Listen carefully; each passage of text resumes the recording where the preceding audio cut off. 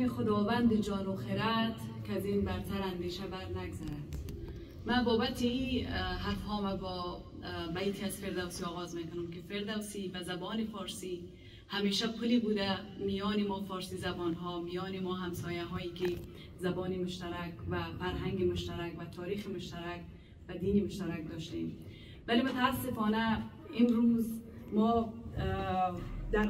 حالتی قرار گرفتیم که جدایی و فارغ از این همه مسائل داریم به هم میتازیم و به دور از انسانیت کارهایی را مرتکب میشیم که در شأن یک انسان و در شأن یک انسانی فرهیخته ایرانی که همیشه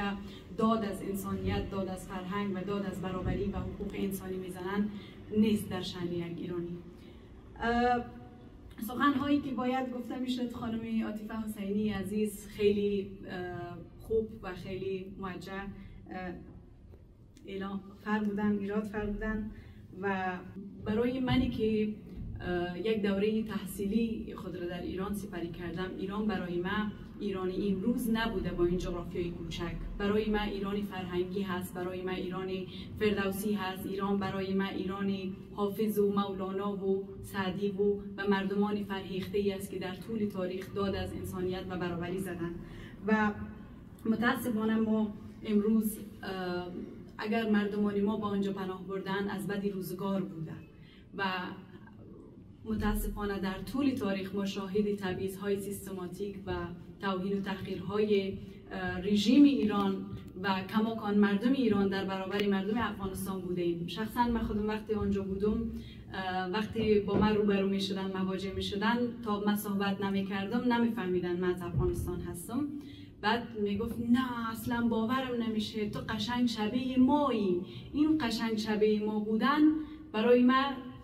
خیلی زننده بود. یعنی من مثلا یک انسان افغانستانی باید چی به لحاظ ظاهر باید شبیه یک ایرانی باشه، نمیتونه به عنوان یک دانشجو اینجا باشه، به عنوان یک انسان غیر کارگر نمیتونه در ایران زندگی بکنه. متاسفانه چهره‌ای که از مردمان افغانستانی در ایران و رسانه‌های ایران همیشه بازتاب یافته افغانی بوده به نام کارگر. وقتی تعریفی از افغانستانی اونجا انجام میشد، آره ما یک کارگری داشتیم خیلی خوب بود، یک افغانی داشتیم کارگر بود. متاسفانه این سیمای کارگر همیشه بر پیشانی تمام افغانستانی های ما زده میشه و کمپین داشته میشه، در حالی که کارگری و کار عبادت هست. و این مسئله همیشه افغانستانی های ما را آسیب زده و زمانی که اینها هم بعد از سقوط افغانستان، البته قبل از او هم اونجا پناه برده بودن تعدادی زیادی از افغانستانی ها، ولی بعد از سقوط چون مکاتب بسته شد و رژیم خونخواری که بالای مردم افغانستان تحمیل شد، اینها برای حفظ جان و حفظ برای ادامه تحصیل فرزندان دخترشان اونجا پناه بردن، متاسفانه همیشه مورد تبعیض قرار گرفتن و هیچ کاری هم جمهوری اسلامی برای مردم افغانستان انجام نداد. ولی در عوض همیشه ادعا کردند که میلیون ها نفر افغانستانی اینجا حضور داره و از نان شب ما تغذیه میکنن، در حالی که تمامی افغانستانی هایی که اونجا هستن از آبله کفی دست خودشان در میارن و میخورن. شما شاهد هستین که بنر زدن در نانوایی ها که فروش نان بعد با ممنوع. در کجای جهان برای یک انسان نان را ممنوع میکنن؟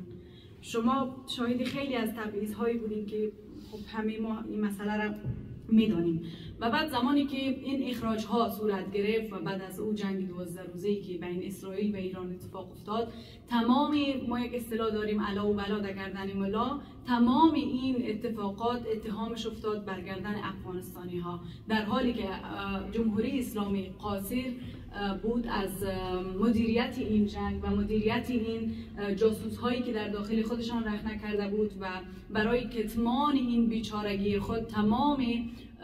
تقصیر را انداخت گردن افغانستانی ها و به عنوان جاسوس های موساد آنها را مورد آزار و اذیت قرار دادند و زندانی کردند. شما شاهدی هستین که هر روز در افغانستان جوانان و نوجوانان ما مورد تحقیر و اهانت قرار میگیرند. شما دیدین پسر جوانی را که دستهایش را با سیمان بستن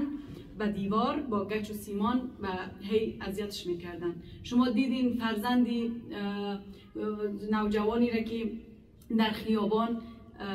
با تخم و خاکستر و کفش و اینا به سر و صورتش میزدن و او استاده بود. این افول انسانیت هست. این به باوری ما دیگه نمیشه گفت که ما انسان هستیم و برابر.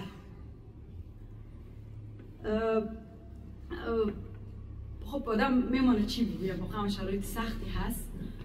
ولی متاسفانه در این شرایط درسته که این کمی ها و کاستی ها از سوی رژیم و از سوی مردمی که به انسانیت باور ندارن و فقط خود را به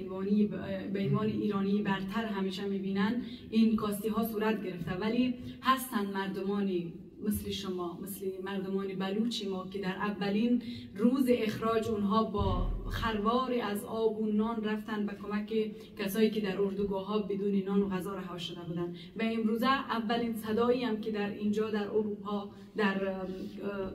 نوردراین وستفالن همچین برنامه‌ای برگزار میشه از سوی جمع فرهیخته های ایرانی صورت میگیره که متاسفانه حضوری ما افغانستانی ها خیلی کم هست، باید خیلی پررنگ می بود. و ما سپاسگزار شما هستیم، سپاسگزاری تمامی کسایی که در راستای ارائه یک چهره خوب از انسان ایرانی و انسانی که باور و برابری و انسانیت هستیم. اخراجی که صورت میگیره متاسفانه مدیریت نمیشه،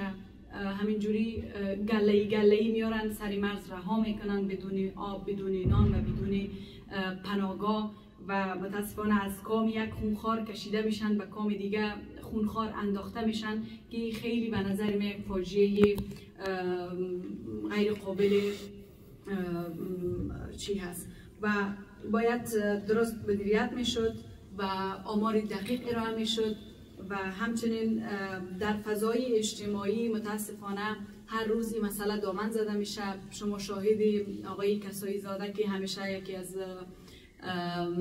مخالفان سرسخت مهاجرین افغانستانی بوده و بر علاوه دیگه کسایی هم که قبلا اگر این نگاهی تبعیض‌آمیز را نداشتن، اینها هر روز جمعشون بزرگتر میشه، چاقتر میشه و این تبعیض‌ها هر روز دامن زده میشه متاسفانه که باعث میشه بسیاری از جوانای ما به قتل برسه، بسیاریشان مورد تجاوز قرار بگیرن و همچنین بسیاری از فعالین مدنی و فرهنگی که از گیر طالبان اونجا پناه آورده بودن اینا بی سرنوشت رد مرز شوند و حتی کسایی هم که پاسپورت داشتن و ویزا داشتن پلیسا پاره میکنن. شما شاید یک ویدیوی یک مرد افغانستانی را دیده باشین که به عنوان جوک امروز دست ایرانی ها و افغانستانی ها دست به دست میشه که میگه من وقتی گفتم آقا من مدرک دارم، ویزا دارم، گفت این به درد عمت میخوره.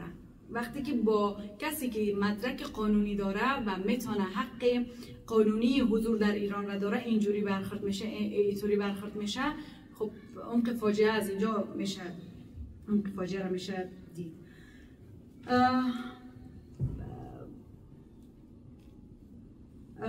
ما حرفایی که گفته میشد همشرای خانم عاطفه حسینی عزیز گفت. ما در ادامه یک خواهشی که از دوستان ایرانی که در ایران حضور دارند و به قول خانم حسینی من از دولت ایران خواسته ای ندارم، ولی خواهشی که از مردم ایران دارم حداقل کاری که اونها میتونن بکنن این که هم مهربان باشند و هم اینکه در راستای اعاده حقوق کارگری اونها و همچنین با پس دادن اجاره بهای خانه همکار باشند. متاسفانه شرایط قسمی آمده که اونا بدون هماهنگی و بدون برنامه ریزی اخراج شدن و پول هنگفتی از همشهری های ما در دست اون کسایی هست که خانه های خود را به اجاره دادن، ولی متاسفانه اگر تعدادی اندکی وجدان داشته باشه که او را برگردانه اکثریت خود افغانی بمنشی. ما تقاضای ما همین هست که بیاین یک ایرانی فرهیخته و چهره ایرانی که باورمند به برابری و انسانیت هست این را نگه دارن و این را خدشه‌دار نسازن. بازم ممنون از شما عزیزان که همچین برنامه‌ای را تدارک دیدین. خیلی سپاس.